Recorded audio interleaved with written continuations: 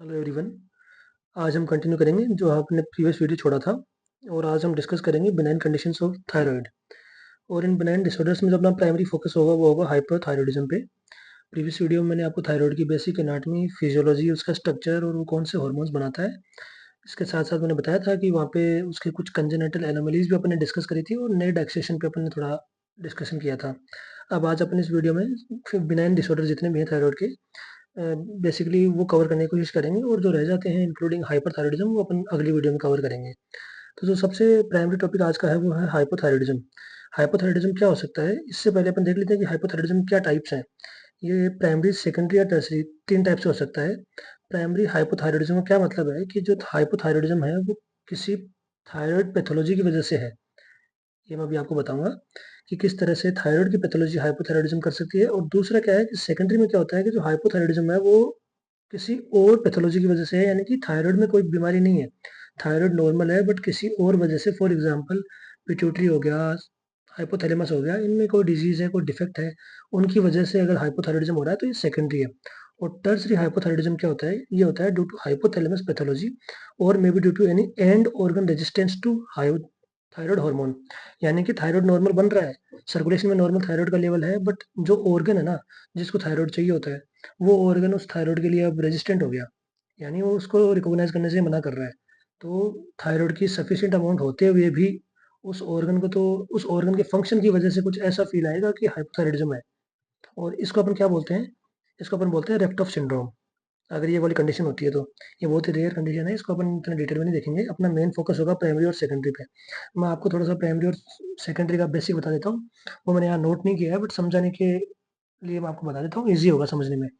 अपन ने पिछले वीडियो में देखा था कि हाइपोथैलेमस होता है, वो थायरोट्रोपिन रिलीजिंग हार्मोन रिलीज करता है जो जाके पिट्यूटरी को स्टिमुलेट करता है और पिट्यूटरी को बोलता है कि सर्कुलेशन में T3 और T4 रिलीज करो। T3 और T4 क्या है? थायराइड हार्मोन्स है। अब हाइपोथायरॉयडिज्म में 2 टाइप से T3 और T4 की अमाउंट कम हो सकती है। पहला तो क्या हो गया कि जो थायराइड है, यहाँ पे TSH आ रहा था, थायराइड स्टिमुलेटिंग हार्मोन पिट्यूटरी से, वो आके थायराइड को एक्टिवेट कर रहा था कि चलो T3 और T4 रिलीज करो। तो फर्ज करिए अगर डिजीज थायराइड के अंदर है, तो थायराइड में कोई डिजीज है, उसकी वजह से जो T3 और T4 वो बना रहा है, वो कम बना रहा है। तो T3 और T4 कम होगा तो मैंने नेगेटिव फीडबैक सिस्टम बताया था। T3 और T4 की कम अमाउंट क्या करेगी? ये स्टिमुलेट करेगी हाइपोथैलेमस को भी और पिट्यूटरी को भी। ये अपन देख लेते हैं, इस फिगर के थ्रू ज़्यादा ईज़ी रहेगा समझना। ये देखो, अगर T3 और T4 की अमाउंट कम हो रही है तो ये स्टिमुलेट करता है पिट्यूटरी को भी और हाइपोथैलेमस को भी। इनको बोलता है कि यार क्या कर रहे हो? हाइपोथैलेमस को बोलेगा TRH रिलीज करो ताकि एंटीट्यूटरी पिट्यूटरी TSH रिलीज करे और सो दैट थायराइड की स्टिमुलेशन हो जाए, उसकी वजह से T3 और T4 की नॉर्मल सीक्रेशन होने लग जाए। तो फर्ज करिए अगर डिजीज यहाँ पे है तो T3 और T4 की अमाउंट कम होगी, इनको जाके बोलेगी कि कम हो रहा है T3 और T4, तो ये जाके और इसको बोलेंगे कि भाई क्या कर रहा है? T3 और T4 की अमाउंट कम रिलीज क्यों कर रहा है और रिलीज कर। बट सिंस यहाँ तो बीमारी है, ये अब अनसुना कर देगा इस बात को, ये इस बात पे गौर नहीं फरमाएगा और TSH बढ़ता जाएगा over the period of time. ये स्टिमुलेशन बार बार जाता रहेगा, इनको लगेगा कि क्या हो रहा है, हम तो इसको बता रहे हैं बट ये कर नहीं रहा, शायद थोड़ा और TSH रिलीज करते हैं। तो इस तरह से TSH की अमाउंट सर्कुलेशन में कंटिन्यूसली बढ़ती जाएगी। क्यों? क्योंकि TSH का काम क्या है? थायराइड को जाके स्टिमुलेट करना। अब थायराइड तो स्टिमुलेट हो ही नहीं रहा ना, TSH पिट्यूटरी रिलीज किया जा रहा है कि क्या वजह, पता नहीं किस वजह से वो थायराइड को नहीं पहुंच पा रहा है, तो थोड़ा और रिलीज करते हैं, थोड़ा और रिलीज करते हैं, इस तरह से TSH की अमाउंट बढ़ती जाएगी। और थायराइड बीमारी है उसकी वजह से T3 और T4 कम ही रहेंगी। तो ये केस क्या हो गया? Primary hypothyroidism. प्राइमरी हाइपोथायरॉयडिज्म का अपन ब्लड टेस्ट करने से किस तरह कंफर्म कर लेते हैं, यानी कि एक पेशेंट में प्राइमरी है कि सेकेंडरी है, ये अपन उसके ब्लड और सीरम टेस्ट से पता लगा सकते हैं। कैसे पता लगेगा? कि अपन ने ब्लड टेस्ट किया, उसमें पता लगा कि T3 और T4 की अमाउंट कम है। ये तो पता लग गया T3 और T4 कम है, इसका क्या मतलब है? कि हाइपोथायरॉयडिज्म है। अब वो प्राइमरी है कि सेकेंडरी है वो कैसे पता लगेगा? वो पता लगेगा TSH के अमाउंट से। TSH के अमाउंट से कैसे पता लगेगा? अगर TSH की अमाउंट ज़्यादा है, नॉर्मल से ज़्यादा अमाउंट है TSH की, और T3 और T4 की कम है नॉर्मल से, तो ये केस है प्राइमरी हाइपोथायरॉयडिज्म का। कैसे पता लगा प्राइमरी है? क्योंकि TSH नॉर्मल से ज़्यादा अमाउंट में रिलीज हो रहा है। इसका क्या मतलब है कि पिट्यूटरी भी फंक्शन कर रहा है अपना, और पिट्यूटरी को हाइपोथैलेमस भी स्टिमुलेट कर रहा है जितना उसको करना चाहिए। तो ये दोनों अपनी तरफ से पूरा एफर्ट कर रहे हैं जो इनको करना चाहिए था T3 और T4 की अमाउंट बढ़ाने के लिए, बट ये अनसुना कर रहा है। तो इसकी वजह से TSH ज़्यादा है, ये दोनों कम है, तो ये रिप्रेजेंट कर रहा है प्राइमरी हाइपोथायराइडिज्म को। सेकेंडरी हाइपोथायराइडिज्म कैसे होगा कि भाई थायराइड तो नॉर्मल है, लेकिन जो थायराइड को स्टिमुलेट करने वाला TSH है, ये अब कम आ रहा है, तो TSH कम आएगा। ऐसा नहीं है कि ये ज़्यादा हो रहे थे इसकी वजह से ये स्टिमुलेट कम हुआ है। अभी भी अपने स्टार्ट कहाँ से करना है कि T3 और T4 कम है। फिर कंडीशन किसको रिप्रेजेंट कर रही है? हाइपोथायराइडिज्म को। इस बार अब सेकेंडरी हाइपोथायराइडिज्म होगा। ये कैसे पता लगेगा कि ये कम होके इनको बोलेगा कि कुछ रिलीज करो ताकि थायराइड स्टिमुलेट हो, लेकिन अब इनमें से या तो ये अनसुना कर देगा या ये अनसुनी कर देगी। पिट्यूटरी कह लेगा कि भाई मैं तेरा कहना क्यों मानूं, मैं ये नहीं कर रहा, मैं TSH रिलीज ही नहीं कर रहा। हाइपोथैलेमस भी बीमार हो गया, तो हाइपोथैलेमस में कोई बीमारी होगी तो वो कह सकता है कि मैं TRH रिलीज नहीं कर रहा, तो TRH नहीं होगा। तो पिट्यूटरी को कैसे पता लगेगा कि उसने TSH और रिलीज करना है? तो यह चाहे डिफेक्ट यहाँ पे हो चाहे यहाँ पे हो, यानी थायराइड के बाहर कहीं भी हो, और उसकी वजह से अगर T3 और T4 की अमाउंट कॉन्स्टेंटली कम रह रही है, तो ये सेकेंडरी हाइपोथायराइडिज्म है। और यहाँ ब्लड टेस्ट में क्या देखने को मिलेगा? सेम T3 और T4 तो कम देखने को मिलेंगे, लेकिन यहाँ पे क्या होगा? TSH की अमाउंट कम कम देखने को मिल रही है, कम हो गई, नॉर्मल हो गई। नॉर्मल वाला वैसे केस इतना ऑब्वियस नहीं है, कम वाला ही केस होता है। तो अगर T3 और T4 कम है और TSH भी कम है, कम नहीं होना चाहिए था, ज़्यादा होना चाहिए था, क्योंकि TSH का काम क्या था? इसको स्टिमुलेट करना था कि ये और ज़्यादा हो, बट ये तो खुद ही कम है, तो इसको क्या स्टिमुलेट करेगा? तो यहाँ डिजीज कहाँ पे है? Outside of thyroid. तो ये केस हो गया किसका? सेकेंडरी हाइपोथायराइडिज्म का। तो ये अपने डिटेल में देख लिया प्राइमरी और सेकेंडरी हाइपोथायराइडिज्म। अब मैं इसके कुछ आपको कॉजेज बता देता हूँ। सबसे पहले कॉज है ऑटो इम्यून कंडीशन, जैसे कि हाशीमोटोज थायराइडाइटिस। ये मोस्ट कॉमन कॉज है किसका? प्राइमरी हाइपोथायराइडिज्म का। प्राइमरी डिस्कस करने अपन सारे, यानी कि सारे के सारी वो डिजीज जो थायराइड से रिलेटेड है और उनकी वजह से T3 और T4 कम है। सबसे पहले कौन सा है? Autoimmune Hashimoto thyroiditis. इसमें क्या होता है? एंटीबॉडीज बनती हैं किसके खिलाफ? थायरोग्लोबिन और TPO के खिलाफ। ये एंजाइम है, और ये थायरोग्लोबिन अपन ने जब स्ट्रक्चर अपन डिस्कस कर रहे थे तो अपन ने देखा था कैसे फॉलिकल के सेंटर में पड़ा था। तो ये थायरोग्लोबिन और TPO के अगेंस्ट एंटीबॉडी बन जाती हैं। इसका ट्रीटमेंट क्या है? स्टेरॉइड्स दे दो, या फिर क्या दे दो? लीवोथायरोक्सिन। और लीवोथायरोक्सिन की जो डोज है वो यूजुअली क्या होती है? 1.6 माइक्रोग्राम पर KG body weight and give empty stomach. यानी कि पेशेंट को अपन ने बोलना है कि सुबह उठते ही या फिर खाना खाने से एटलीस्ट 30-40 मिनट पहले, यानी कि वो जब डाइट लेने वाला हो उससे एटलीस्ट 30-40 मिनट पहले उसने एम्प्टी स्टमक लेवोथायरोक्सिन लेना है। और डोज कितनी होनी चाहिए? 1.6 माइक्रोग्राम पर KG body weight of patient. ये हो गया कि ट्रीटमेंट किसका? हाशीमोटो थायराइडाइटिस का। दूसरा कोज क्या हो सकता है? इट्रोजेनिक। इट्रोजेनिक क्या होता है कि ड्यू टू आयोडीन 131 ट्रीटमेंट, ये रेडियो एक्टिव फॉर्म है आयोडीन की, और ये अब्लेशन करने में हेल्प करती है। तो अगर इस ट्रीटमेंट की वजह से हाइपोथायराइडिज्म हो जाए, तो इसके लिए क्या ट्रीटमेंट होगा? इसके लिए होगा टोटल और सब टोटल थायरॉइडेक्टमी। अपन ने डिस्कस किया था कि टोटल और सब टोटल क्या होता है थायरॉइडेक्टमी। इसके बाद में थर्ड कोज क्या हो सकता है? Anti thyroid drugs. यानी कि अगर पेशेंट एंटी थायरॉइड ड्रग्स पे है कॉन्स्टेंटली बहुत लंबे टाइम के लिए, तो इसकी वजह से भी प्राइमरी हाइपोथायराइडिज्म हो सकता है। कौन से एंटी थायरॉइड ड्रग्स होते हैं? जैसे कि कार्बिमाजोल, मेथिमाजोल और प्रोपाइल थायरोसिल। ये वो ड्रग्स हैं जो यूजुअली एक एंटी थायरॉइड ड्रग्स हैं जो यूजुअली पेशेंट यूज करता है। और कौन से ड्रग्स हो सकते हैं जिसकी वजह से हाइपोथायराइडिज्म हो सकता है? वो होता है कुछ heavy metal like lithium, interferon alpha, tyrosine kinase inhibitors, और स्पेसिफिकली सुनिटिनिब। तो ये वो और कुछ ड्रग्स हैं जो कॉज कर सकते हैं हाइपोथायराइडिज्म। इसके बाद में कुछ कंजेनिटल कंडीशंस हो सकती हैं, जैसे कि एक्टोपिक या फिर एब्सेंट थायराइड ग्लैंड। एक्टोपिक का क्या मतलब है कि नॉर्मल थायराइड का टिश्यू है लेकिन अब नॉर्मल साइट पे है। जैसे कि अपने लास्ट वीडियो में डिस्कस किया था, सबसे मोस्ट कॉमन साइट कौन सी होती है? टंग। और कहाँ हो सकता था? मीडियास्टेनम में। तो ये वो लोकेशंस हैं जहाँ पे थायराइड ग्लैंड नहीं होना चाहिए, बट यहाँ पे उसका कुछ टिश्यू पड़ा होता है। तो अगर एक्टोपिया है और एब्सेंट थायराइड ग्लैंड है, या फिर TSH के जो रिसेप्टर्स हैं उसमें म्यूटेशन हो जाए, तो ये भी कोज कर सकते हैं हाइपोथायराइडिज्म को। इसके बाद में आयोडीन डिफिशियंसी। ये मेनली कहाँ देखा जाता है? पहाड़ी लोगों में। फॉर एग्जांपल अगर जो हाई एल्टीट्यूड्स पे रह रहे हैं उन लोगों में यूजुअली आयोडीन की डिफिशियंसी होती है, तो वो मोर सस्पेक्टेड होते हैं किसके लिए? हाइपोथायराइडिज्म के लिए। या फिर कुछ इनफिल्ट्रेटिव डिसऑर्डर्स जैसे कि अमाइलोइडोसिस, हेमोक्रोमेटोसिस और रिडल्स थायराइडाइटिस। ये वो सारी कंडीशंस हैं जिसकी वजह से हाइपोथायराइडिज्म हो सकता है। इसके बाद में अपन इसके क्लिनिकल फीचर्स पे चल लेते हैं। क्लिनिकल फीचर्स में सबसे पहले अपन इसके सिम्टम देखेंगे, फिर अपन साइन देखेंगे। सिम्टम और साइन में बेसिक आपको फ़र्क बता दूँ। सिम्टम वो जो पेशेंट बताता है, और साइन वो जो डॉक्टर को पता लगता है। मतलब सुनने में एक जैसे हैं बट थोड़ा फ़र्क है। जैसे जैसे आप आगे बढ़ेंगे आपको थोड़ा आइडिया इसका आइडिया लग जाएगा। सिम्टम्स कौन से? जो पेशेंट बताता है कि डॉक्टर साहब मेरे यहाँ पेन हो रहा है, मेरे को डायरिया हो रहा है, मेरे को वोमिटिंग हो रही है, मेरा सर दुख रहा है, मेरे को चक्कर आ रहे हैं। ये सारी क्या है? सिम्टम्स हैं।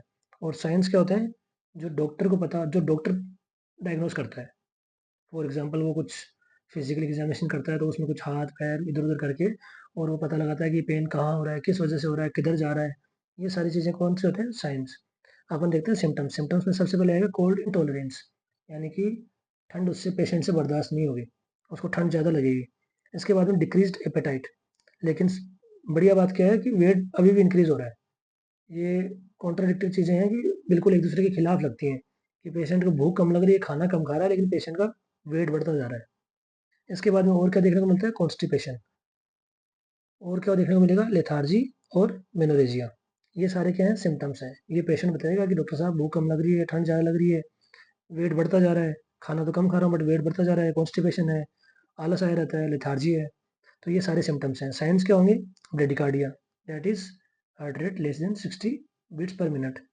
ब्रेडिकाइनेजिया, ड्राई स्किन, पेरीऑर्बिटल पफिनेस और delayed relaxation of the tendon reflexes, also known as Woltman sign. ये अपने ख्याल रखने की क्या है? साइंस। इसके बाद में अपन चलते हैं इसके मैनेजमेंट पे। अब इसमें मैनेजमेंट में सबसे पहले अपने तो क्या देखना था कि टीएसएच की अमाउंट ज़्यादा है। ये इससे क्या पता लग रहा है? प्राइमरी हाइपोथायराइडिज्म है। टीएसएच तो ज़्यादा ही होना चाहिए ना प्राइमरी हाइपोथायराइडिज्म में, क्योंकि डिजीज तो थायराइड की है। पिट्यूटरी और हाइपोथैलेमस तो नॉर्मली फंक्शन कर रहे हैं, तो टीएसएच ज़्यादा है। फिर अपन ने क्या चेक करना है कि T4 जो है उसकी अमाउंट कितनी है।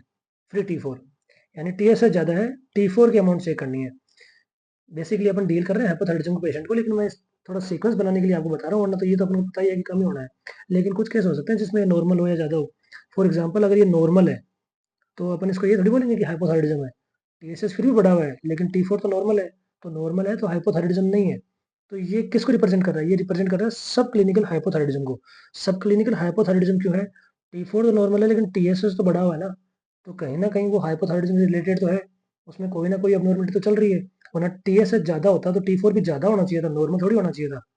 लेकिन फॉर एग्जाम्पल फर्ज करो अगर 10 यूनिट टीएसएच रिलीज होता है तो वो 100 यूनिट T4 बनवाता है थायराइड को बोल के। लेकिन अगर ये टीएसएच 20 यूनिट हो रहा है, यानी कि इंक्रीज टीएसएच है, और अभी भी थायराइड 100 यूनिट ही रिलीज कर रहा है, किसके? T4 के। तो ये कोई ना कोई अबनॉर्मलिटी रिप्रेजेंट कर रहा है। हालांकि हाइपोथायराइडिज्म नहीं है, क्योंकि ब्लड में 100 यूनिट होने चाहिए थे और 100 के 100 ही है, बट यहाँ टीएसएच ज्यादा है। तो इसका क्या मतलब है कि इंडिकेट कर रहा है सब क्लिनिकल हाइपोथायराइडिज्म को। सब क्लिनिकल हाइपोथायराइडिज्म का क्या मतलब है कि there is some defect in thyroid, जिसकी वजह से T3 और T4 का रिलीज वो कम कर पा रहा है, और उस कम की वजह से क्या हो रहा है? वो पिट्यूटरी को स्टिमुलेट कर रहा है। जो कम T3 और T4 है खुद ही फीडबैक दे रहा है पिट्यूटरी को, और पिट्यूटरी टीएसएच रिलीज कर रहा है, जिसकी वजह से टीएसएच की अमाउंट ज्यादा है, और उसकी वजह से T3 और T4 नॉर्मल हो रहे हैं। यानी कि कोई ना कोई डिफेक्ट तो चल रहा है थायराइड में, लेकिन सिंस ये काम कर रहे हैं अपने अपने सारे और थायराइड कहना भी मान रहा है, ये पूरी तरह से अब अनसुनी नहीं कर रहा। सब क्लिनिकल का मतलब यही है कि वो T3 और T4 रिलीज कम कर रहा है, बट पूरी तरह से अनसुना नहीं कर रहा। अगर टीएसएच पिट्यूटरी रिलीज कर रहा है ज्यादा, तो उनका कहना मान के इतना तो T3 T4 रिलीज कर रहा है जिससे कि नॉर्मल हो जाए कंडीशन। तो ये है सब क्लिनिकल हाइपोथायराइडिज्म। इसमें बेसिकली अपन को सिंस T3 और T4 नॉर्मल चल रहे हैं तो अपन इसका कोई बेसिकली ट्रीटमेंट की लोड नहीं है अपन को, लेकिन ट्रीटमेंट करना पड़ सकता है, सर्जरी करनी पड़ सकती है। क्या इंडिकेशंस होंगे? अगर सिम्टम्स प्रेजेंट हो, अगर सिम्टम दिखने लग जाए, या फिर एंटी टीपीओ एंटीबॉडीज देखने को मिले अपन को, अपन टेस्ट करें और पता लगे कि एंटी टीपीओ एंटीबॉडीज भी हैं, तो इसका मतलब है कि कभी भी ये वो क्लिनिकल हाइपोथायराइडिज्म में कन्वर्ट हो सकता है। या फिर प्रेगनेंसी है, प्रेगनेंसी में अपन इसको लाइटली नहीं लेंगे, इसको अपन ऐसे ही नहीं छोड़ेंगे, अपन को ट्रीट करना पड़ेगा। या फिर टीएसएच की अमाउंट मोर देन 10 मिली यूनिट इंटरनेशनल यूनिट पर लीटर है, ये बहुत ज्यादा हो गया ना। पहले अपन ने देखा था कि 2.5 से 5 तक के रेंज में रहता है, 0.5 से 5 की रेंज में रहता था, लेकिन अगर 10 से भी ज़्यादा हो जाएगा तो 2 टाइम्स से ज़्यादा हो गया, तो भी ये नॉर्मल कंडीशन नहीं है, क्योंकि इतना ज़्यादा टीएसएच रिलीज करने के अगर नॉर्मल T3 T4 आ रहे हैं, मतलब जो डिजीज़ है वो इतनी हल्की नहीं है। थायराइड में कोई डिफेक्ट है वो इतना हल्का नहीं है, अपन को उसको इग्नोर नहीं कर सकते, उसको ट्रीट करना पड़ेगा। इसके बाद में जो बेसिक दूसरी कंडीशन होगी वो क्या होगी? हाइपोथायराइडिज्म की, यानी कि T4 की अमाउंट कम होगी। ये कौन सा रिप्रेजेंट कर रहा है? टीएसएच ज़्यादा है, T4 कम है, ये प्राइमरी हाइपोथायराइडिज्म है। ये इंडिकेट कर रहा है प्राइमरी हाइपोथायराइडिज्म को। इसको क्या करेंगे अपन? इसके अंदर अपन चेक करेंगे, अगला टेस्ट क्या हुआ? एंटी टीपीओ एंटीबॉडीज का। पेशेंट आया, पेशेंट में आपने उसका टीएसएच चेक किया, T4 चेक किया, वो कम था, आपने सस्पेक्ट कर लिया कि वो प्राइमरी हाइपोथायराइडिज्म का पेशेंट है। अब अगला स्टेप क्या होगा कि अपन उसमें एंटी टीपीओ एंटीबॉडीज देखेंगे। एंटी टीपीओ एंटीबॉडीज अगर मिल गई तो अपन ने डायग्नोसिस फाइनल कर दिया कि ये किसका है, ये हाशिमोटो की वजह से है। और उसका ट्रीटमेंट अभी देखा था अपन ने, क्या था? स्टेरॉइड दे दो और लीवर थायरोक्सिन दे दो, जिसका डोज क्या था? 1.6 माइक्रोग्राम पर केजी बॉडी वेट। अगर ये एब्सेंट है इसका मतलब क्या है कि इसके अलग कोई और ही कॉज है, इट्रोजेनिक कॉज हो सकता है, कोई ड्रग्स हो सकते हैं या फिर कोई इन्फिल्ट्रेटिव डिसऑर्डर हो सकता है। तो वो जो भी कंडीशन है उसको अपन ने चेक करना है, एक एक करके अपने सारी कंडीशन को रूल आउट करना है। जो कंडीशन आती है उसको अपने ट्रीट करना है, treat the cause and along with it give levothyroxine. तो ये अपन ने मैनेजमेंट देख लिया किसका, हाइपोथायरॉयडिज्म का, प्राइमरी हाइपोथायरॉयडिज्म का। इसके बाद में अपन और कौन से टेस्ट कर सकते हैं, रेडियो एक्टिव आयोडीन अपटेक भी टेस्ट कर सकते हैं, ये डिक्रीज होगा। रेडियो एक्टिव आयोडीन यानी कि T3 और T4 बनाने के लिए जो आयोडीन थायराइड ले रहा होता है, अगर T3 और T4 बना ही कम रहा है तो ऑब्वियसली बात है वो आयोडीन लेगा भी कम। तो अपन रेडियो एक्टिव आयोडीन देते हैं, फिर चेक करते हैं कि थायराइड कितना ले रहा है। यूजुअल जितना लेना चाहिए उतना ले रहा है कि नहीं ले रहा है, लेकिन वो यूजुअल जितना नहीं लेगा यहाँ पे, क्योंकि वो काम ही नहीं कर रहा। फिर अपन चलते हैं, अगर हाइपोथायरॉयडिज्म का एक पेशेंट आता है, हाइपोथायरॉयडिज्म ट्रीटेबल है, अभी अपन ने देखा कि उसका ट्रीटमेंट पॉसिबल है, लेकिन अगर उसका ट्रीटमेंट ना हो, अर्ली डायग्नोसिस ना हो, तो ये एक सीवियर कंडीशन में ट्रांसफॉर्म हो जाता है। वो क्या है, मिक्सिडिमा। अब मिक्सिडिमा में क्या होगा कि सिंस देखो T3 और T4 क्या है, कांस्टेंट, बहुत लंबे टाइम के लिए कम चल रहे हैं, और इनकी वजह से क्या हो रहा है, लंबे टाइम के लिए TSH की अमाउंट बढ़ती जा रही है सर्कुलेशन में। TSH long period of time के लिए ब्लड में हाई अमाउंट में है। तो ये हाई अमाउंट में जो TSH है वो क्या करता है, वो सिर्फ थायराइड को स्टिमुलेट नहीं कर रहा, वो और भी चीजें कर सकता है, जैसे कि वो फाइब्रोब्लास्ट को स्टिमुलेट कर देगा। वो फाइब्रोब्लास्ट को स्टिमुलेट करना स्टार्ट कर देगा, जिसकी वजह से क्या रिलीज होगा, ग्लाइकोसमाइनोग्लाइकेंस, GAGs। ग्लाइकोसमाइनोग्लाइकेंस फाइब्रोब्लास्ट रिलीज करेगा, और ये कहाँ डिपॉजिट होंगे, ये interstitial space surrounding the blood vessels, यानी जो ब्लड वेसल्स के आसपास जो जगह है, इंटरस्टिशियल स्पेस है, वहां पे जाके ये ग्लाइकोसमाइनोग्लाइकेन डिपॉजिट होना स्टार्ट कर देंगे। और ये ग्लाइकोसमाइनोग्लाइकेंस क्या होते हैं, ये वाटर लविंग होते हैं, यानी कि इनको पानी से मोहब्बत होती है, और ये स्टार्ट कर देते हैं ट्रेपिंग ऑफ वाटर। यानी कि कुछ ऐसा मान लो कि ये ग्लाइकोसमाइनोग्लाइकेन है, ये ब्लड वेसल है, दोनों साइड ग्लाइकोसमाइनोग्लाइकेन पड़े हैं, जो भी वाटर है उसको ये अपनी तरफ खींच लेते हैं, और इनके अंदर वाटर अक्यूमुलेट होना जाएगा। इनकी वजह से इनकी साइज बढ़ती जाएगी कुछ इस तरह, और इनके अंदर जो वाटर स्टोर हो गया, इसकी वजह से अब क्या क्या देखने को मिलेगा, सबसे पहले देखने को मिलेगा non pitting oedema. Non pitting का क्या मतलब है कि जो वाटर इन्होंने ट्रैप किया है, वो अपन उसको अगर मूव करने की कोशिश करेंगे तो वो नहीं होता, वो फिक्स होता है। इसको अपन मिक्सडिमा बोलते हैं, इस एडिमा को, नॉन पिटिंग एडिमा को क्या बोलते हैं, मिक्सडिमा। और क्या होगा, वेट गेन। अब ऑब्वियस बात है ना कि वहाँ जो पानी यूजुअली निकल जाना चाहिए था बॉडी से, वो निकल नहीं पा रहा है, क्योंकि उसको ट्रैप कर लिया है ग्लाइकोसामाइनोग्लाइकेन से। तो वेट गेन होगा। और क्या देखने को मिलेगा, अगर ये वेसल्स के चारों तरफ बड़े बड़े ग्लाइकोसामाइनोग्लाइकेन पड़े हैं, तो ये क्या करेंगे, इसके ऊपर ऐसे प्रेशर लगाएंगे साइड में। तो इसकी वजह से क्या होगा, पेरिफेरल वेसोकंस्ट्रिक्शन, ये पुश करेंगे बाहर से ब्लड वेसल्स को, जिसकी वजह से वेसोकंस्ट्रिक्शन हो जाएगा। उसकी वजह से क्या होगा, जो डायस्टोलिक ब्लड प्रेशर है वो बढ़ जाएगा। तो ये एक और क्लिनिकल फीचर है किसका, हाइपोथायरॉयडिज्म का। वहां पे क्या होगा, इंक्रीज डायस्टोलिक ब्लड प्रेशर। तो ये मिक्सिडिमा का केस हो गया। मिक्सिडिमा में बेसिकली कौन से साइन और सिम्टम देखने को मिलेंगे, वो सारे साइन और सिम्टम जो हाइपोथायरॉयडिज्म में थे, उनके अलावा एक्स्ट्रा क्या चीजें देखने को मिलेंगी, एक्स्ट्रा मिलेंगी supraclavicular puffiness, yellowish tinge to skin and malar flush. Malar flush क्या होता है, देखो ऐसा कि येलो येलो कलर का सा चेहरा हो रखा है पूरा पूरा, लेकिन जो इसके चिक्स वाली साइड है, यहाँ कुछ डोटेड डोटेड रेड रेड या रेड पिंकिश एरिया अपियर होगा, इसको अपन मेलर फ्लैश बोलते हैं। तो ये एक पेशेंट किसका है, मिक्सिडिमा का। जो मिक्सिडिमा का ट्रीटमेंट है वो क्या है, ओरल थायरोक्सिन। अगर मिक्सिडिमा की कंडीशन में भी पेशेंट को ट्रीट नहीं किया, तो ये अब और सीवियर फॉर्म में कन्वर्ट हो जाएगा, वो क्या है, मिक्सिडिमा कोमा। और ये कब हो सकता है, ये क्या हो सकता है इसमें, एंडोक्राइन शॉक। यानी कि इसमें क्या देखने को मिलेगा, मिक्सिडिमा प्लस हाइपोथर्मिया, हाइपोटेंशन और अल्टर्ड सेंसोरियम। ये अल्टर्ड सेंसोरियम मतलब CNS भी इन्वॉल्व कर लिया। अगर CNS इन्वॉल्व कर रहा है कांस्टेंट टाइम के लिए, हाइपोटेंशन चल रहा है, तो ये बॉडी के डिफरेंट ऑर्गन्स को बहुत ही सीवियरली डैमेज करेंगे, और ये बहुत ही सीरियस कंडीशन हो जाएगी। तो अपन को यहाँ पे क्या करना पड़ेगा, अपन यहाँ तक तो ओरल थायरोक्सिन दे रहे थे, यहाँ अपन ने क्या करना पड़ेगा, यहाँ अपन ने सीधा IV देना है। अपने पास इतना टाइम नहीं कि उसको ओरली दो और फिर अपन वेट करें कि वो कब काम करेंगे।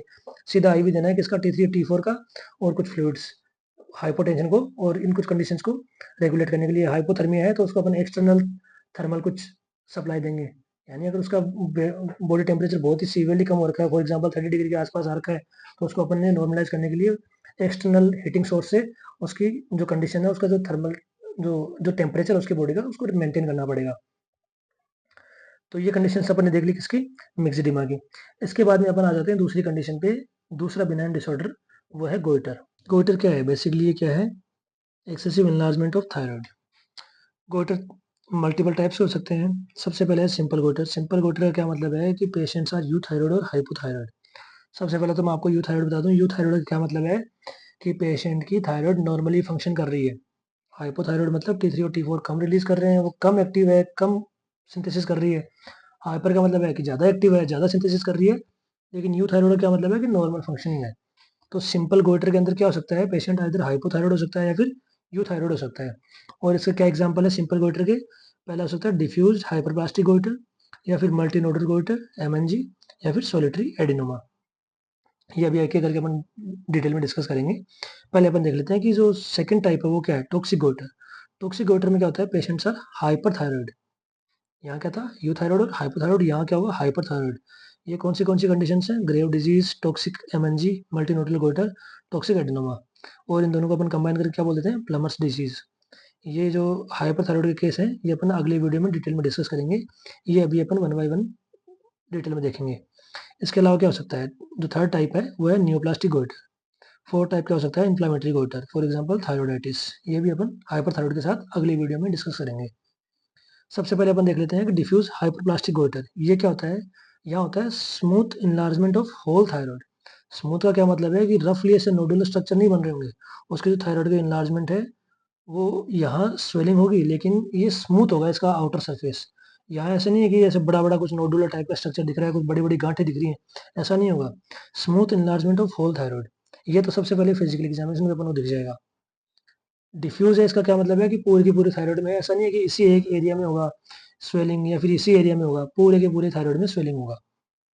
इसके कोज क्या हो सकते हैं, इसके कोज हैं प्यूबर्टी, प्रेगनेंसी।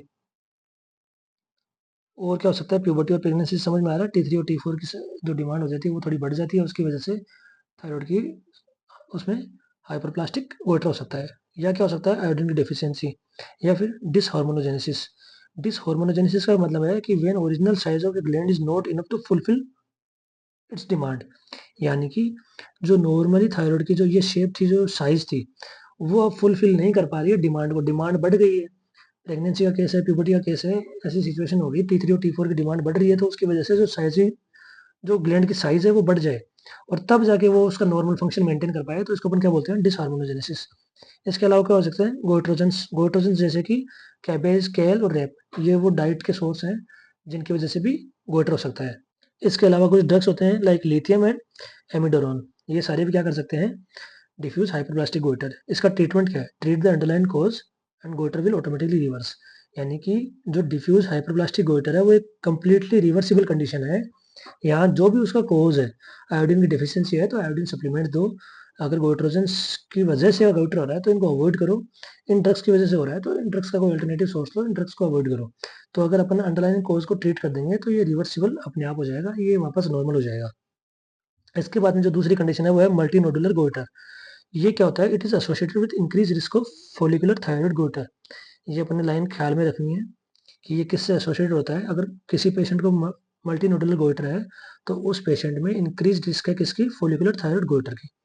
यहाँ क्या होता है, यहाँ अगर मान लो फॉर एग्जांपल एक पेशेंट में सिंपल डिफ्यूज गोइटर था, यानी कि उसके पेशेंट के हर एक फोलिकल की इनलार्जमेंट हो रही थी, क्योंकि पूरे के पूरे थायराइड के इनलार्जमेंट हो रही है। मैंने आपको बताया थायराइड में 2 लोब होते हैं और हर लोब में क्या होते हैं, फोलिकल्स होते हैं। तो अगर मान लो कि हर फोलिकल की ही साइज बढ़ रही है, हर लोब्यूल में साइज बढ़ रही है, तो उसकी वजह से क्या होगा, सारे हाइपर एक्टिव है ना, हाइपर प्लास्टिक है, तो इसका मतलब सारे हाइपर एक्टिव है, सारों की साइज बढ़ गई थी ताकि T3 और T4 का नॉर्मल काम कर पाए। लेकिन अगर ऐसा हो जाए कि उन हाइपर एक्टिव में, देखो यहाँ क्या हो सकता है कि लोब्यूल्स में साइज बढ़ जाएगी, तो किसी हाइपर एक्टिव लोब्यूल के अंदर अगर वेस्कुलरिटी इंक्रीज हो जाए, फॉर एग्जांपल इसके अंदर जो ब्लड सप्लाई आने वाली थी वो अब कांस्टेंट या लंबे टाइम के लिए हाइपर एक्टिव रह गया, बड़ा रह गया, तो इसको ब्लड की सप्लाई भी अब ज़्यादा चाहिए होगी, तो इसके अंदर नई ब्लड वेसल्स आके और इसको ब्लड सप्लाई करने लग जाए, तो इसकी वजह से क्या हो सकता है कि उस इंक्रीज वेस्कुलरिटी की वजह से इसके अंदर ब्लीडिंग भी हो सकती है। फॉर एग्जाम्पल ये कुछ जो मैंने रेड डॉट से मार्क किए हैं, ये वो लोब्यूल्स हैं जिनमें hyper active condition long time के लिए चल गई और उनकी ब्लड सप्लाई वेस्कुलरिटी बढ़ गई, और अब क्या हो गया कि इनके अंदर ब्लीडिंग हो गई, तो इसकी वजह से क्या हो जाएगा, ये परमानेंट नोड्यूल्स में कन्वर्ट हो जाएंगे। मैंने क्या बताया था कि डिफ्यूज हाइपोप्लास्टिक कंडीशन है वो रिवर्सिबल है, लेकिन ये जो डॉट्स वाले पोर्शन है ये रिवर्सिबल नहीं रहेंगे अब, ये तो फिर भी रिवर्सिबल हो जाएंगे, यानी कि अगर अपन ने कोज को ट्रीट कर दिया, ये वापस नॉर्मल साइज, शेप और साइज में चले जाएंगे। लेकिन जिनके अंदर ब्लीडिंग होगी, वेस्कुलरिटी बढ़ गई थी, वो वैसे के वैसे रह जाएंगे, ये बड़े के बड़े रह जाएंगे, इनको अपन क्या बोलेंगे, नोड्यूल्स। तो इनलार्ज लोब्यूल्स के अगर हाइपर एक्टिव हो गए, उनकी वजह से इंक्रीज वेस्कुलरिटी होगी, they cause bleeding and turn into permanent nodules. अब देखो इस पेशेंट में ये आपको नोड्यूल स्ट्रक्चर दिख रहे होंगे, यानी कि इसका सरफेस है वो स्मूथ नहीं है, इसके अंदर अपन को बड़ी बड़ी बॉल टाइप गांठ की जैसी स्ट्रक्चर्स दिखाई दे रही हैं। ये वो नोड्यूल्स हैं जो परमानेंटली अब इनलार्ज ही रहेंगे और इनलार्ज हो गए।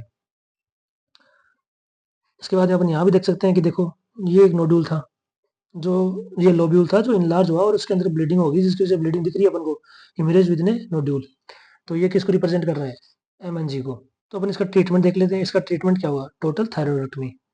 सिंस ये कंडीशंस क्या थी, ये दोनों साइड के मल्टीपल नोड्यूल्स को इन्वॉल्व कर रही है, मल्टीपल लोब्यूल्स को इन्वॉल्व कर रही है, तो अपन को क्या करना पड़ेगा? टोटल थायरॉयडेक्टमी करनी पड़ेगी, यानी कि पूरी की पूरी थायरॉयड को रिमूव करना पड़ेगा।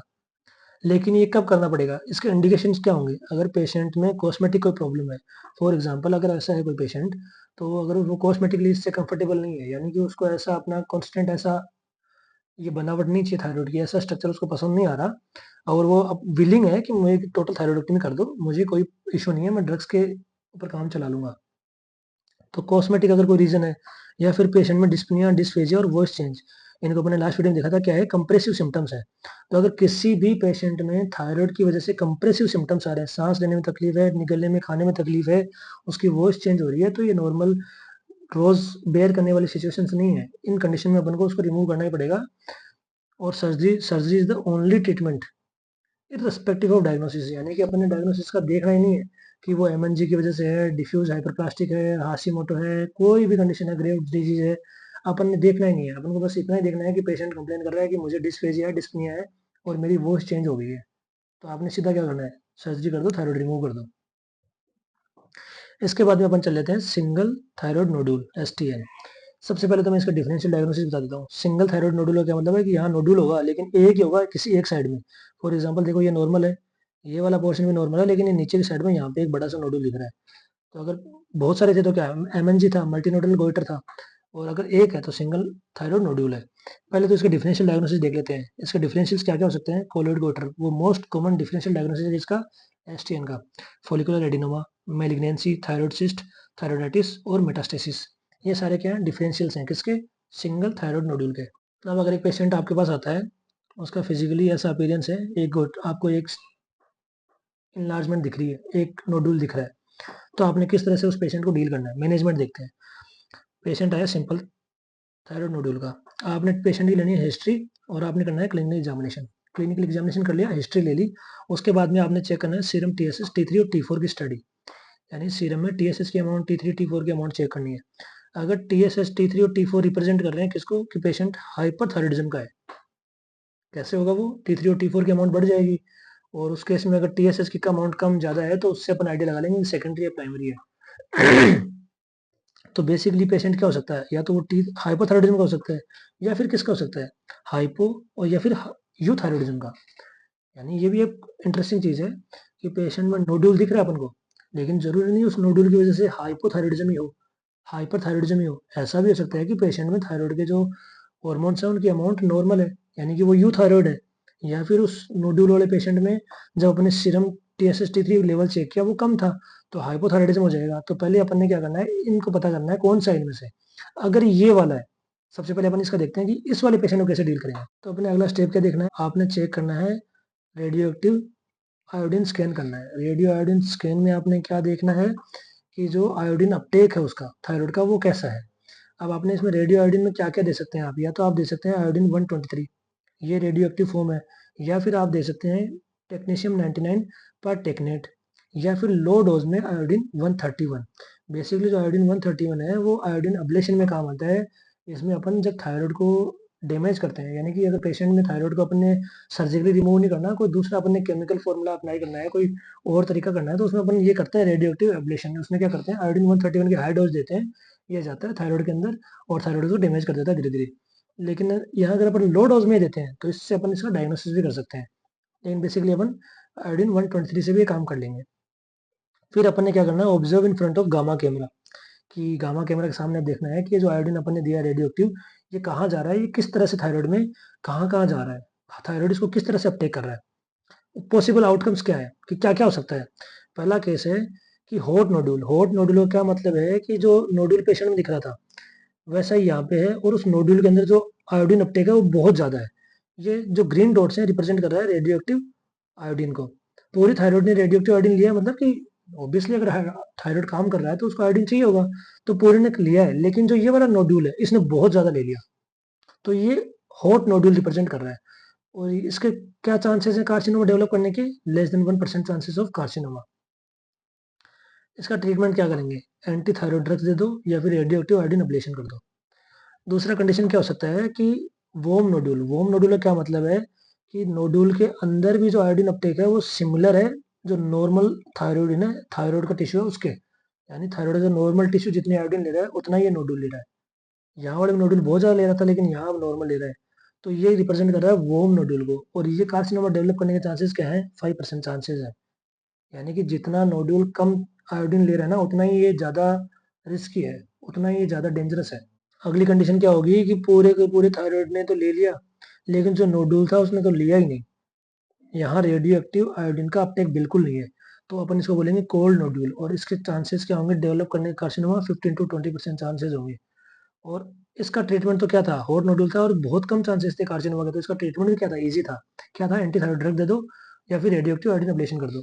लेकिन जो ये दो कंडीशन है इनमें चांसेस ज्यादा है कार्सिनोमा के डेवलप होने के। तो अपन इनको किस तरह से मैनेज करेंगे? अपन इनको मैनेज करेंगे जैसे कि वो पेशेंट अगर हाइपोथायराइडिज्म और यूथायराइडिज्म का होता, अपने सारे करने के बाद में पता लगा हाइपोथायराइडिज्म का है, तो अपने देखिए। लेकिन अगर ये होता हाइपो या यूथायराइडिज्म, तो अपन किस तरह से उसको मैनेज करते?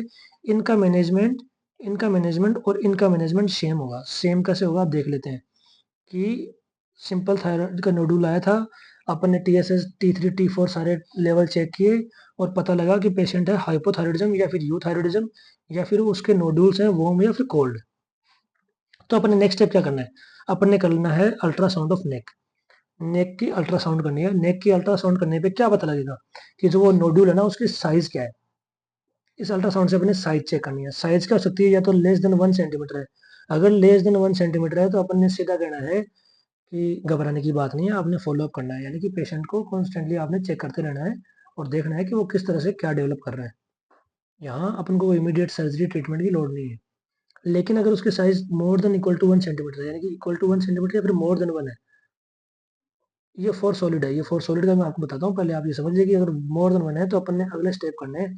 अगले स्टेप करने से पहले मैं बता दूं कि अल्ट्रासाउंड ऑफ नेक कर रहे हैं, तो अल्ट्रासाउंड ऑफ नेक के अंदर कौन से वो फीचर्स अपन देख सकते हैं जिससे कि अपन को सस्पेक्ट हो जाए कि उसके अंदर कार्सिनोमा है।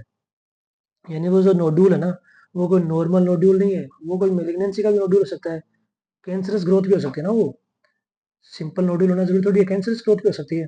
तो कौन से वो फीचर्स होंगे जो अपन अल्ट्रासाउंड पे देख सकते हैं जिससे अपन को आइडिया लग जाए कि वो कार्सिनोमा है?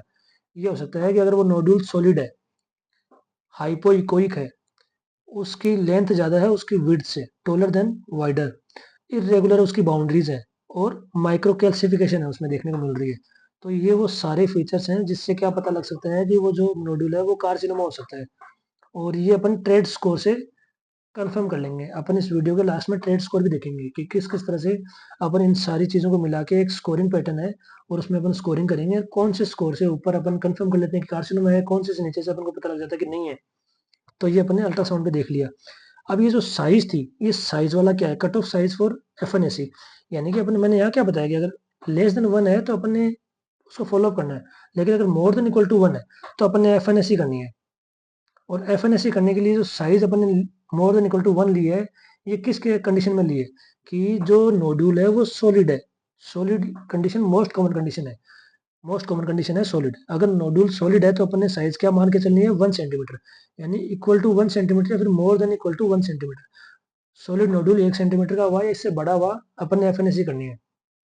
या फिर वो जो नोड्यूल है वो सॉलिड प्लस सिस्टिक दोनों है, यानी वो नोड्यूल सॉलिड प्लस सिस्टिक है, तो अपन ने साइज जो मिनिमम रखनी है वो क्या रखनी है? 1.5 सेंटीमीटर।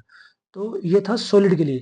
अगर वो नोड्यूल सॉलिड प्लस सिस्टिक है तो अपन ने क्या करना है? More than equal to 1.5 centimetre. इससे नीचे हुआ जैसे कि फॉर एग्जाम्पल 1.3 सेंटीमीटर हुआ, तो अपन ने क्या करना है? फॉलोअप करना है। या फिर अगर वो स्पॉन्जी फॉर्म हुआ तो अपन ने मिनिमम जो साइज लेनी है कंसिडर करनी है वो है 2 सेंटीमीटर। और अगर वो कंप्लीटली सिस्टिक है तो कभी भी अपन FNAC नहीं करते, अपन फॉलोअप ही करेंगे। तो ये अपने साइज का ख्याल रखना है। 1 सेंटीमीटर कौन सी बताई है मैंने? अगर नोड्यूल सॉलिड होता है। और मैंने 1 सेंटीमीटर वहां क्यों लिखा? क्योंकि मोस्ट कॉमन फॉर्म सॉलिड ही होता है। लेकिन अपन ने पता लगा लिया कि सॉलिड नहीं है, इनमें से कोई सा है, तो अपन उसके हिसाब से साइज देखेंगे, और अगर वो कंप्लीटली सिस्टिक है तो अपन एफएनएसी करेंगे ही नहीं, अपन फॉलोअप भी करेंगे।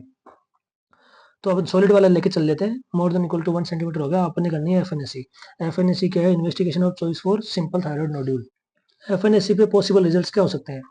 अब ये थोड़ा ध्यान से सुनना पड़ेगा, क्योंकि इस पे थोड़ा सा कॉम्प्लिकेटेड है। इसके आगे के स्टेप्स अपन किस तरह से अप्रोच करेंगे। एफएनएसी अपन ने करी, एफएनएसी पे अपने पॉसिबल आउटकम्स है 5-6। ये 6 पॉसिबल आउटकम्स कौन से हैं? सबसे पहला क्या हो सकता है कि एफएनएसी पे पता लगा कि कुछ नहीं पता लगा, नॉन डायग्नोस्टिक है। एफएनएसी आपने कर ली, आपको पता ही नहीं लगा क्या हो रहा है, क्या चीज़ है। या फिर क्या हो सकता है कि एफएनएसी पता लगेगा कि बिनाइन कंडीशन है। या फिर क्या हो सकता है, ये एफएनएसी पे दिखा दे एयूएस। एयूएस का मतलब एटीपिया ऑफ अननोन सिग्निफिकेंस। या फिर एफएलयूएस। एफएलयूएस का क्या मतलब है? Follicular lesion of unknown significance. Atypia of unknown significance. Atypia किस वजह से है, किस तरह का है, ये नहीं पता लगेगा। या फिर फॉलिकुलर लीजन है अननोन सिग्निफिकेंस का, ये तीसरी डायग्नोसिस हो सकती है। चौथा क्या है कि वो फॉलिकुलर ट्यूमर है। पांचवी कंडीशन क्या है? पांचवा डायग्नोसिस क्या हो सकता है कि हाईली सस्पिशियस ऑफ कार्सिनोमा। यानी कि वो जो एफएनएसी के रिजल्ट्स हैं वो हाईली सस्पेक्ट कर रहे हैं क्या है कि कार्सिनोमा हो सकता है। और छठा क्या है कि वो कंफर्म कर दे कार्सिनोमा है। तो ये सारे रिजल्ट्स पॉसिबल है एफएनएसी पे। अपन सबसे पहले इन दो को देख लेते हैं। सबसे पहले मैं आपको ये बता देता हूँ कि जो ये 6 रिजल्ट्स हैं इनको अलग अलग क्लासिफिकेशन किए हैं। पहले है बेथिस्टा क्लासिफिकेशन। इस पे अपन ने क्या किया है कि जो नॉन डायग्नोस्टिक है उसको अपन ने क्या बोला है? बेथिस्टा 1। बिनान को बोला है बेथिस्टा 2। एयूएस और एफएलयूएस को बोला है बेथिस्टा 3। फोलिकुलर को बेथिस्टा 4। हाईली सस्पेक्टिव कार्सिनोमा को बेथिस्टा 5। और कार्सिनोमा को बेथिस्टा 6। सिमिलरली एक क्लासिफिकेशन है ब्रिटिश क्लासिफिकेशन। उसमें बस अपने नाम अलग किए हैं। पहला क्या है? THY1, THY2, THY3A, THY3B, THY4, THY5। अब अपन देखते हैं कि नेक्स्ट फर्दर स्टेप क्या होंगे। अगर एफएनएसी बोलता है इनमें से कोई भी एक है, एफएनएसी कंफर्म कर देता है कार्सिनोमा है, या एफएनएसी सस्पेक्ट कर रहा है कि यार बहुत चांसेस हैं कि ये कार्सिनोमा है, तो अपन ने अगला स्टेप क्या लेना है? अपन ने अगला स्टेप सीधा लेना है थायरॉयडक्टमी, कंप्लीट या फिर हेमी। क्योंकि अगर हाईली सस्पेक्टेड है, इसका मतलब आप मान के चलो कार्सिनोमा होने ही वाला है, या फिर तो बता ही रहा है कार्सिनोमा है। तो अगर मेलिग्नेंसी है तो अपन उसका और वेट नहीं करेंगे कि वो और स्प्रेड हो जाए, मेटास्टाइज हो जाए, इन्वेजन करना स्टार्ट कर दे। अपन ने सीधा क्या करना है? थायरॉयडक्टमी करनी है, कंप्लीट या फिर हेमी, डिपेंडिंग ऑन सीवियरिटी कि वो कितना किस एरिया तक एक्सपेंड हो गया। अब अपन चलते हैं नॉन डायग्नोस्टिक है। आपने देख लिया कि इसका फर्दर स्टेप क्या हुआ, ये होगा यहाँ, ये खत्म हो जाता है। अगर नॉन डायग्नोस्टिक कंडीशन आ गई कि अपन को पता नहीं लग रहा है, तो पता नहीं लग रहा तो नेक्स्ट स्टेप क्या होगा? फिर से कोशिश करो। इस बार क्या करो? अल्ट्रासाउंड गाइडेड एफएनएसी करो। यानी अपने फिर से एफएनएसी रिपीट करनी है विथ हेल्प ऑफ अल्ट्रासाउंड। और अगर मान लो कि स्टिल द सेम रिजल्ट, यानी अभी भी अपन को क्लियर नहीं है कि क्या डिजीज है, किस वजह से ये कंडीशन अपीयर हो रही है, तो अपन ने क्या करना है? डायग्नोस्टिक हेमीथायरॉयडक्टमी। ये अपना लास्ट स्टेप होगा अगर दोबारा रिपीट करने पे भी अपन को पता नहीं लग रहा।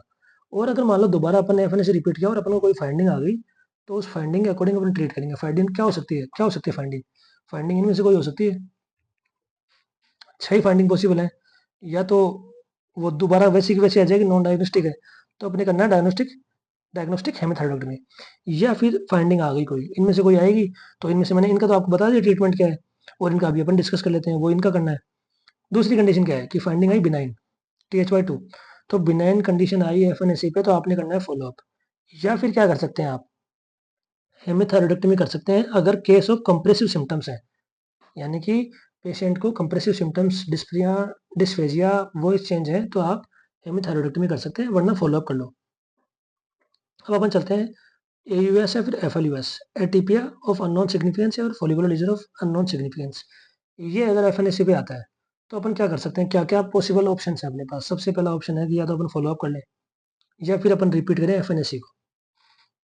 क्योंकि अननोन सिग्निफिकेंस है, आप पता करने की कोशिश करो कि यार कुछ नॉन सिग्निफिकेंस मिलता है, पता लग जाए।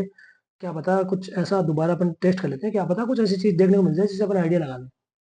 तो आप रिपीट कर दो एफएनएसी। या फिर आप क्या कर सकते हो कि डायग्नोस्टिक हेमीथायरॉयडक्टमी करके वो डायग्नोसिस करने की कोशिश करो। या फिर क्या कर सकते हो? आप मोलिकुलर मार्कर यूज कर सकते हो फॉर इन्वेस्टिगेशन। यानी कि जो ये वाली कंडीशन है, इसमें नेक्स्ट स्टेप क्या क्या हो सकते हैं? फॉलोअप, रिपीट एफएनएसी, डायग्नोस्टिक हेमीथायरॉयडक्मी और मोलिकुलर मार्कर्स फॉर इन्वेस्टिगेशन।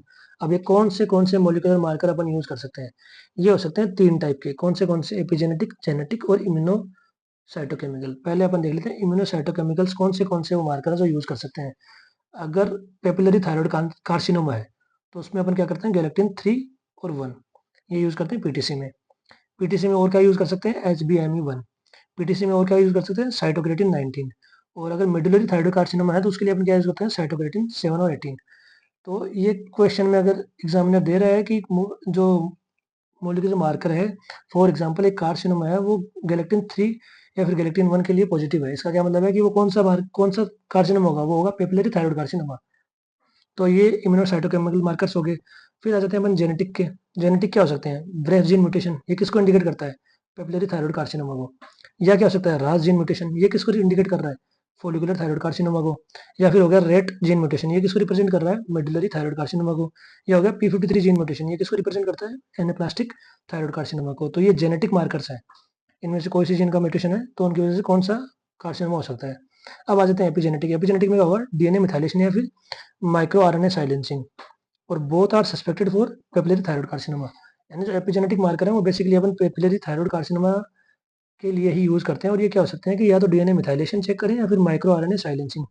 ये अगर इनमें क्वेश्चन में कोई दे रखा है तो अपन सस्पेक्ट कर लेंगे किसका, पेपिलरी थायरॉइड कार्सिनोमा का। तो ये अपन ने सारे एक करके देख लिए। अब कौन सा बचा है, फोलिकुलर ट्यूमर बचा है। तो फोलिकुलर ट्यूमर अपन थोड़ा आगे देख लेते हैं। फोलिकुलर ट्यूमर कौन सा था, अगर ब्रिटिश क्लासिफिकेशन में THY3B। Since FNSC can't differentiate between follicular adenoma and follicular carcinoma, अपन को ये तो पता लग गया कि फोलिकुलर ट्यूमर है, लेकिन वो एडिनोमा है या कार्सिनोमा है ये अभी अपन को पता नहीं है, क्योंकि FNSC की लिमिटेशन है। ये आपने ख्याल रखनी है। FNSC की रिगार्डिंग एक लाइन है कि FNSC अगर थायराइड के ट्यूमर की अपन जांच कर रहे हैं, पता कर रहे हैं, इन्वेस्टिगेशन कर रहे हैं, तो FNSC पे ये नहीं पता लगा सकते कि वो फोलिकुलर एडिनोमा है या फिर फोलिकुलर कार्सिनोमा है। वो बता देगा कि फोलिकुलर ट्यूमर है, लेकिन एडिनोमा या कार्सिनोमा पता नहीं लगेगा। तो उसके लिए क्या करना पड़ेगा, उसके लिए अपन को हेमीथायरॉइडेक्टमी करनी पड़ेगी और उसका इन्वेस्टिगेशन करना पड़ेगा। और वो कैसे करेंगे, हेमीथायरॉइडेक्टमी करिए और उसका हिस्टोपैथोलॉजिकल एग्जामिनेशन करो। हिस्टोपैथोलॉजिकल एग्जामिनेशन पे अपन क्या चेक करना है, check for capsular and vascular invasion, यानी कि जो कैप्सुल है सराउंडिंग और वेसल्स है सराउंडिंग में, उनमें इन्वेजन है कि नहीं है। अगर इन्वेजन प्रेजेंट है तो आपने क्या बोलना है कि ये फोलिकुलर कार्सिनोमा है, ये बिनाइन कंडीशन नहीं रही है, अब ये कार्सिनोमा मेलिग्नेंसी होगी, ये कार्सिनोमा है। और इसके लिए अपन ने ट्रीटमेंट क्या करना है, टोटल थायरॉइडेक्टमी करनी है। अगर कैप्सूल और वेसल्स में इन्वेजन नहीं है तो ये यानी कि अभी भी बिनाइन कंडीशन है, ये फोलिकुलर एडिनोमा को रिप्रेजेंट कर रहा है। और अपन ने कोई और फर्दर ट्रीटमेंट नहीं देना है, क्योंकि अपन ने हेमीथायरॉइडेक्टमी ऑलरेडी कर ली। हेमीथायरॉइडेक्टमी तो अपन ने ऑलरेडी कर ली। जिस साइड में नोड्यूल था, सिंपल थायरॉइड नोड्यूल का तो पेशेंट आया था, और जिस साइड में था अपने उसको हेमीथायरॉइडेक्टमी कर ली ऑलरेडी। और ये मेटास्टेसिस वाला ये केस ही नहीं है, क्योंकि वो तो कैप्सूल और वेसल्स में इन्वेजन है ही नहीं, यानी वो उसी एरिया तक ही लिमिटेड था और वो एरिया अपन ऑलरेडी हटा चुके हैं। तो अपन ने और कोई फर्दर ट्रीटमेंट की लोड ही नहीं है। ये सारे अपन डिस्कस कर लिए। अब अपन आ जाते हैं ट्रेड स्कोर पे। ये आज का अपन का लास्ट, अपने इस वीडियो का लास्ट पार्ट होगा। ट्रेड स्कोर से अपने क्या चेक करना था कि कार्सिनोमा के चांसेस कितने हैं, ये अपन चेक कर रहे थे नेक के अल्ट्रासाउंड पे। सबसे पहले अपन देख लेते हैं कौन से फीचर होंगे, फिर अपन उनका स्कोरिंग देखेंगे और फिर टोटल स्कोर देखेंगे। सबसे पहले अपन कंपोजिशन देख लेते हैं। अगर कंपोजिशन उसकी सिस्टिक या स्पॉन्जी फॉर्म है, स्कोर क्या देंगे, 0। सॉलिड या सॉलिड प्लस सिस्टिक है तो 1। अगर कंप्लीटली सॉलिड है तो 2। ये अपने स्कोर देना है कंपोजिशन पे। उसके आ जाते हैं इकोजेनेसिटी। अगर अनइकोइक है तो 0, अल्ट्रासाउंड पे अनइकोइक है तो 0। हाइपर या फिर आइसोइकोइक है तो 1। हाइपोइकोइक है तो 2। वेरी हाइपोइकोइक है तो 3। फिर अपन ने देखनी है शेप। अगर शेप में उसकी विड्थ ज्यादा है उसकी लेंथ से तो अपन ने स्कोर देना 0। और अगर उसकी लेंथ ज्यादा है विड्थ से तो स्कोर देना 3।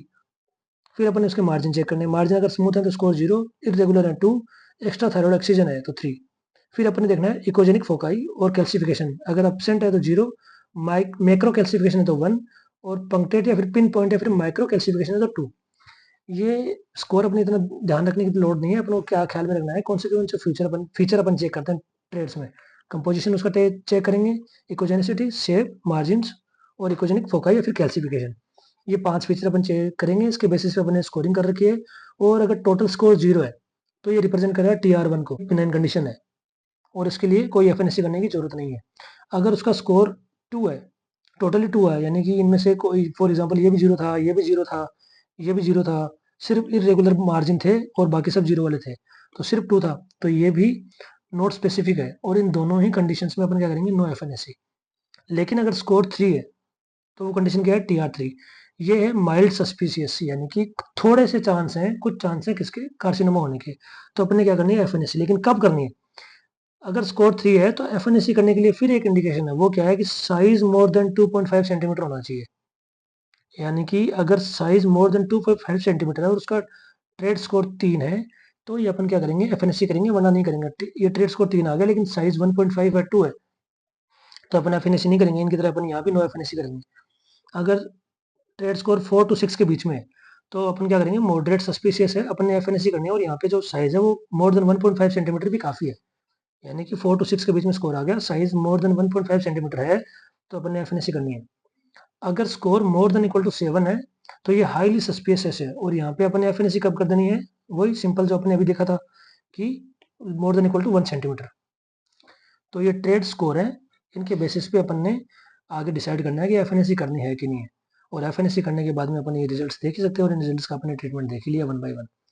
तो ये आज के वीडियो के लिए काफ़ी था। अगली वीडियो में अपन हाइपरथायरॉयडिज्म और थायरोटॉक्सिसिटी जो डिसऑर्डर्स है, ये अपन डिटेल में डिस्कस करेंगे। Hope this video was helpful.